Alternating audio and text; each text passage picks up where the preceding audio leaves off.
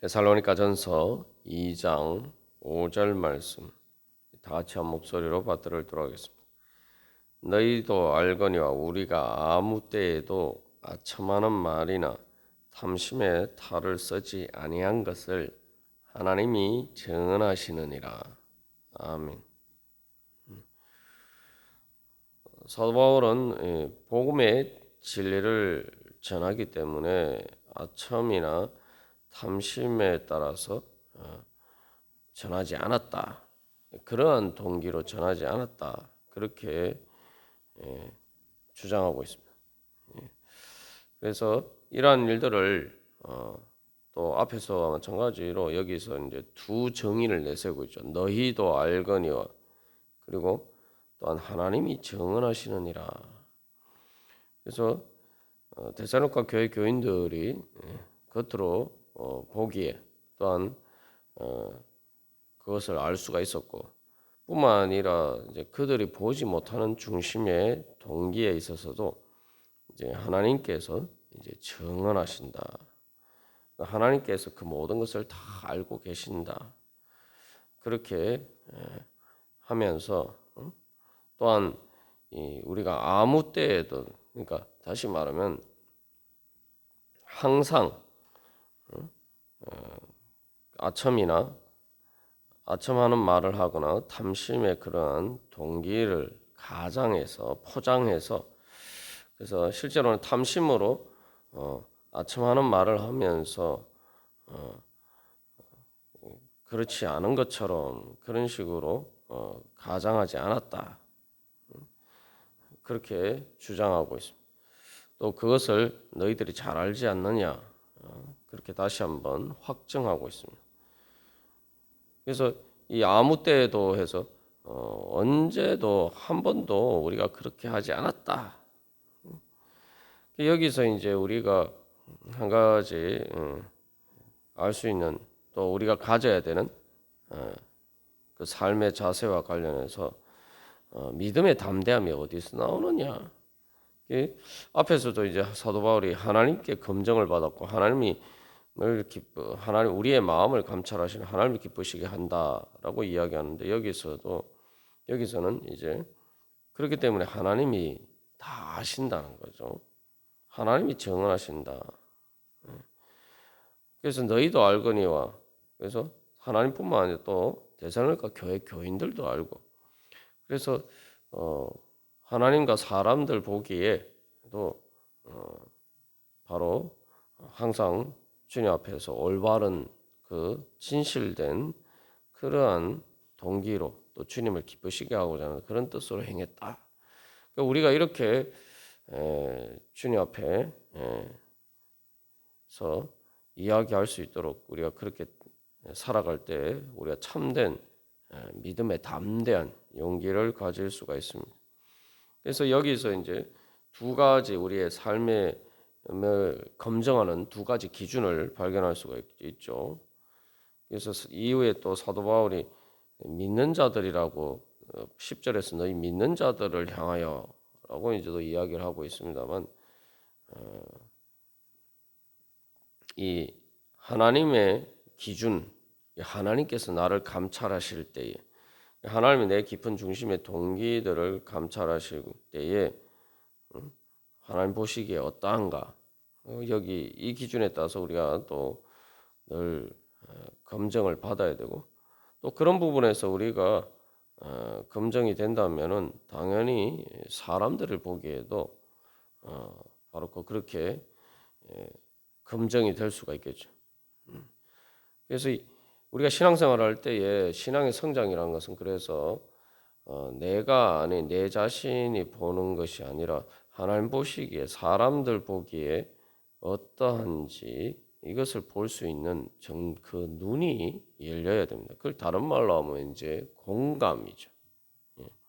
근데 여기서 이제 우리 한 가지 또 알아야 되는 것은, 너희도 알거니와 그랬더니 너희는 일반 사람들을 이야기하는 것이 아닙니다. 믿는 자들인데, 그 믿는 자들이라는 것은 바로 하나님을 믿고 따르는 사람들의 관점에서 보기죠. 그냥 뭐 이게 일반 사람들이라고 이야기하면은 뭐 바울을 박해한 사람들도 있고 그죠? 복음에 대해서 잘 모르는 사람들은 당연히 바울에 대해서 오해를 할 수가 있죠. 그런 사람들이 알 수는 없는 거죠. 여기서 이제 너희라는 것은 데살로니가 교회 교인들을 이야기하는 거예요. 그러니까 그 바울의 복음이 바울이 어떻게 복음의 진리를 전했는지 또 그 삶으로 보여주는지 그들이 믿음의 관점에서 볼 때에 검증이 되었다는 것을 이야기하고 있습니다. 그래서 여기서 이제 우리가 특별히 이제 사도 바울이 하나님과 너희 데살로니가 교회 교인들에 대해서 이야기하는 것은 이걸 정인이라고 이야기하는 것은 이제 구약 성경에서는 정인이 한 사람만으로 가지고는 그 어떤 사실을 입증하기 부족하다고 이야기하죠. 그래서 최소한 2명 이상의 정인을 내세웁니다. 그래야지 이제 그 사실을 제대로 확정할 수 있다. 이렇게 이야기하는 것이 이 정은의 가장 중요한 원리 중에 하나입니다. 그래서 뭐 구약에서도 여러 가지 이제 정인들을 소환하는데 자연을 소환하기도 하는데 여기서는 이제 그래서 이 하나님과 사람들 믿는 자들 또 믿는 자들 다른 말로 하면 이제 교회를 정인으로 내세우는 것이죠.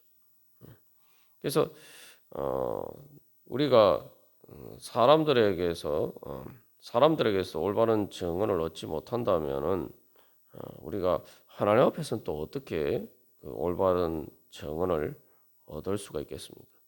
최후의 심판 자리라는 것이 결국은 이 하나님께서 보시는 그 관점에서 하나님 보시기에 만약 그 검증을 통과했느냐, 우리 마음을 감찰하시는 하나님 보시기에 어떻게 했느냐, 사실은 이제 그것이 다 드러나는 것이 이제 최후의 심판 자리죠.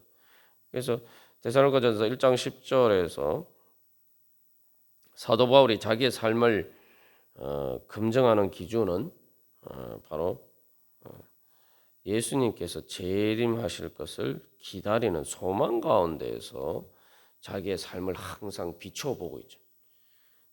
그렇기 때문에 그 예수님 재림하실 때에 예수님께서 재림하셔서 최후의 심판을 하실 때에 그 예수님 보기에 어떠한가? 사람의 우리의 마음에 감추어진 중심의 가장 깊은 동기도 다 드러나는 바로 그때의 주님 보시기에 어떠한가? 그것을 거기에 비추어서 내 삶을 살아가야 되는 거죠. 그게 이제 우리의 신앙의 삶입니다. 그렇다면은 단순히 뭐 최후의 심판 때 내가 잘못한 게 없느냐, 단순히 이런 소극적인 기준을 뛰어넘어서 그 최후의 심판 때 바로 우리를 구원하실 바로 그 예수님, 그래서 예수님께서 정말 기쁘시게 우리를 받아주실 수 있도록 정말 내가 그 주님 보시기에 주님을 기쁘시게 하는 내가 그런 삶을 살고 있느냐, 그런 삶의 기준을 가지고 사도 바울은 살아가고 있었단 말이죠. 그렇기 때문에 오히려 이제 그 하나님을 회피하는 것이 아니라, 그죠? 또 사람들에게서도 자기 자신을 가리거나 숨기는 것이 아니라 오히려 당당하게 그 사람들을 예를 들면 정인으로 불러 주십시오. 그리고 하나님이 내 정인입니다. 우리가 이렇게 이야기할 수 있게 되는 거죠. 이게 여기서 그래서 보면은 이러한 사도 바울의 자세를 보면은 이게 그 범죄한 아담과 하와와는 정반대의 자세를 보여주고 있죠. 아담과 하와는 하나님의 말씀에 불순종하고 하나님을 기쁘시게 하는 것이 아니라 자기들 눈에 보기에, 그러나 실상은 자기들 눈에 보기에 좋은 것이 아니라 이 뱀의 유혹에 넘어간 것이죠. 그래서 사실은 어떻게 보면 하나님을 기쁘시게 하는 것이 아니라 뱀을 기쁘게 하고 그 뱀을 통해서 유혹한 그 사탄을 기쁘게 하는 그런 일을 해버렸다. 그랬을 때 어떻게 합니까? 자기 자신을 감추고 하나님을 피하죠. 하나님에게서 드러나지 않으라. 다시 말하면 하나님 앞에 호출되는 것을 두려워한단 말이죠. 두려워하고 싫어하고 회피합니다. 이게 가장 제일 기본적인 본성이죠. 우리가 신앙생활이라는 것은 하나님 앞에 나아가는 것이 계속 우리가 1장에서도 뭐 사도 바울이 이야기를 할 때 1장 3절에서 하나님 아버지 앞에서 기억한다. 그리고 10절에서도 예수 그리스도 하늘로부터 강림하실 그 예수 그리스도를 바라보고 기다리는 소망 가운데 살아간다.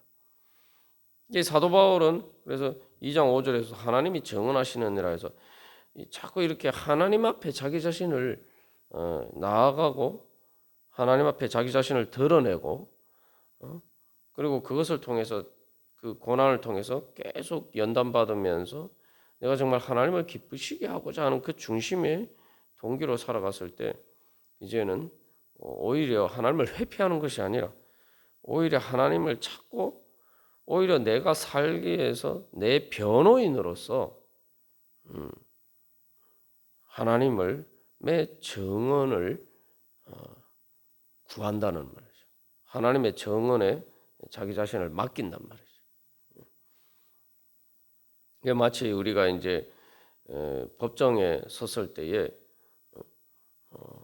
내가 죄가 없다 이런 것을 정말 아무 저기 알아주지 않고 그래서 내가 억울하게 이제 법정에 섰다라고 할 때에 피고인으로 섰다고 하면은 그때 제일 간절한 것이 무엇이겠습니까? 바로 나의 무죄를 입증해 줄, 뭐 예를 들면은 알리바이가 있다든지 그래서 내가 죄가 없다라는 것을 확실하게 입증해 줄 증인이 나타나기를 가장 소망하겠죠. 사도 바울은 바로 그런 관점에서 이 하나님께서 내 증인으로 서주실 것을 소망하고 또 그렇게 하나님께서 내 증인이 되어 주셨으면 좋겠다. 또 이런 그러한 소망과 담대함을 가지고 살았다는 거죠. 그래서 이렇게 되려면은 계속 우리가 하나님 앞에 우리가 나가야 되죠. 그리고 기준과 척도가 하나님이 보시기에 하나님이 내 증인이니까 뭐냐? 하나님이 내 목격자 아닙니까? 내가 어떻게 살았는지 내 마음의 중심에 어떤 동기가 어떤 것인지 하나님께서 다 이게 보시고 그러니까 하나님께서 보셨기 때문에 하나님께서 날 위해서 증언해 주실 수 있다. 이러한 믿음 가운데서 살아가는 거죠. 그래서 여기서 우리가 삶의 중요한 척도를 다시 한번 정립해야 됩니다. 내가 어떤 삶을 살아가고 있냐, 내가 어떤 기준에 따라서 정말 그냥 세상 사람들 보기에 내 자신이 보기에 어떠한지 그것을 따라 살아가고 있냐, 아니면은 정말 성도들이 보기에 예수님을 믿는 사람, 특별히 예수님을 잘 믿는 사람, 올바른 믿음의 진리 가운데서 복음에 따라서 살아가는 사람들의 기준에서 볼 때 내가 어떠한가? 그리고 하나님 보시기에 어떠한가? 내 삶의 기준이 그것에 바로 설정이 되느냐? 아니면 세상 사람들의 기준에 설정이 되어 있느냐? 우리가 그런 부분들을 매일매일 점검해야 합니다. 그래서 우리가 예배를 드리고 기도하고 말씀 보는 것도 항상 기억할 것은 내가 궁극적으로 서야 될 자리는 바로 모든 것을 심판하시는 바로 그 예수님 앞이다. 근데 우리 앞에서 나오는 거죠. 예수님이 단순히 심판자로 오시는 거죠. 우리가 하나님을 기쁘시게 하면서 살아가면은 예수님은 그 심판의 자리 심판자로서 오시는 것이 나오고 우리의 구원자로서 우리가 주님을 기쁘시게 하면서 살아갔던 그 모든 것에 대해서 하나님 다 갚아주시고 인정해 주시는 바로 그러한 주님 앞에 서는 것이죠.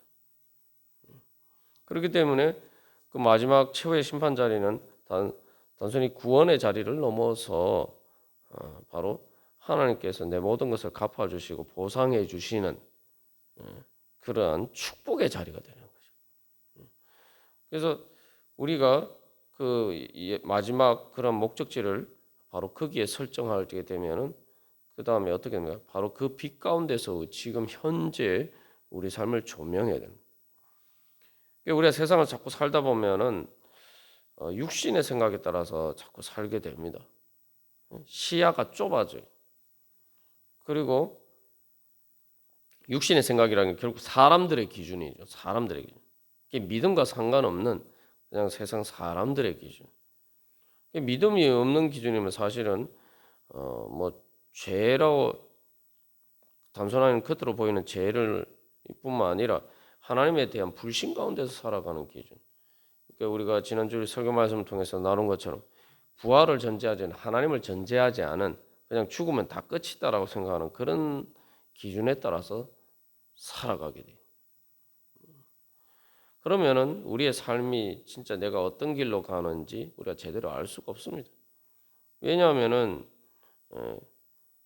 우리의 육신의 눈에 보이는 것은 사실은 뭐 당장 내가 살아가는 것이 눈에 보인다 이렇게 생각하지만 육신의 눈에는 미래가 전혀 안 보입니다. 미래가 전혀 안 보여요. 우리가 항상 그것을 잊어버리고 살 때가 많은데 내 육신의 생각을 따라서 하는 것이 내가 잘 산다고 생각한다. 우리가 사실은 매 순간순간 사실은 미래를 향해서 발을 내딛는 거예요. 미래라는 것은 지금 내 눈에 전혀 안 보여요. 안 보이는데 내가 발을 내딛든 어쨌든 시간의 흐름 속에서 계속 내가 전혀 알지 못하는 그 미래의 내 눈에는 그것이 안 보이기 때문에 사실은 어두컴컴한데 우리가 아무 빛도 없는 가운데 꼭 내가 뭐 시각장애인에 비유할 필요 없죠. 맹인에 비유할 필요 없죠. 아무리 눈이 밝아도 캄캄하면 아무 빛이 없으면은 한 치 앞도 안 보입니다. 뭐 요즘은 워낙 밤에 모든 조명들이 잘 돼 있으니 조명들 있고 가로등이 있으니까 도시에서는 경험하기 어렵습니다만 뭐 시골에도 요즘 가로등이 다 잘 구비가 되어 있어서 잘 발견할 수 없습니다만 그런 것 인공적인 것들이 전혀 없는 그러한 곳에서는 밤이 되면은 달도 뜨지 않는 밤이면은 한 치 앞도 안 보여요, 진짜. 그러니까 우리가 우리의 인생길이 항상 그렇단 말이죠. 한 치 앞도 안 보이는 캄캄한 곳을 내가 발을 내딛지 않고 가만 서 있는 것이 아니라 그곳을 향해서 점점 시간의 흐름에 떠내려 가게 돼 있다. 그렇기 때문에 사실은 우리의 육신의 생각을 따라서는 사실은 제대로 할 수 있는 것이 아무것도 없습니다. 우리가 하나님께서 날 어떻게 보시느냐? 하나님이 정언하시느냐면 하나님이 보시는 거죠. 그러면은 하나님이 보시는 것, 그게 바로 하나님의 빛 가운데, 하나님의 진리의 빛 가운데 내 자신을 항상 비추어 봐야지만 우리가 올바른 길을 갈 수가 있습니다. 다시 말하면 진리의 길을 갈 수가 있는데 진리의 길이라는 것은 말 그대로 내가 그 길을 갔을 때 속지 않고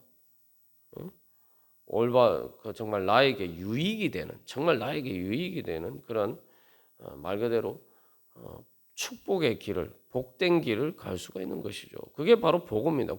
왜 복음이 복음이냐? 복음은 하나님께서 우리에게 복 주시는 말씀이라는데 그 복음을 따라야지 복음의 말씀을 인도하심을 따라서 그걸 이정표로 삼고 그것을 삶의 목적지로 놓고 우리가 그 빛 가운데 항상 이렇게 비추면서 그 길을 가야지 우리가 길을 잃어버리지 않고 축복의 자리에 이를 수가 있다는 거죠. 그래서 사도 바울은 복음을 전하는 자로서 또한 어떻게 보면은 사람들에게 빛이 되는 거죠. 진짜 어떤 길을 가야 되느냐, 어떤 길을 가야 되는지 참된 축복에 이를 수가 있느냐, 그것을 보여주는 일종의 빛으로서 빛을 비추어주고 그런 게 바로 복음을 전하는 거죠. 그런 의미에서 또 사도 바울은 본인 자신이 일종의 그 표지판과 같은 역할을 합니다.